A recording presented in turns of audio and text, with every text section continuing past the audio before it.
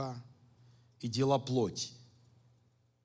Я верю, что характер – это очень важная такая составляющая каждого человека, и от нее зависит очень много. Вы верите в это?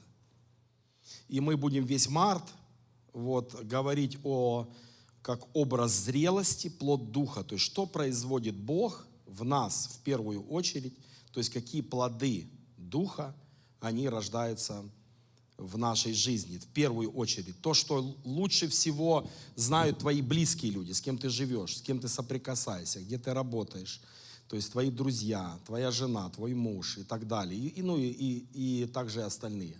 Вы знаете, что Дух Святой, Он реально работает в нашей жизни. Вы верите в это?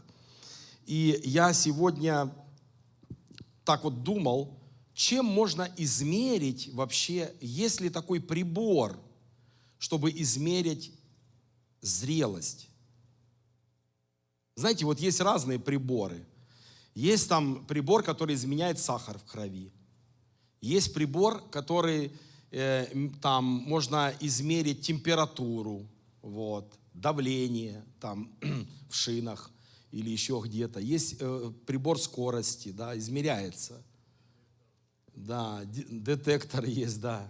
То есть есть то, что измеряет, то есть есть приборы определенные. Как можно увидеть прибор, то есть какой прибор есть ли, чтобы выявить зрелость?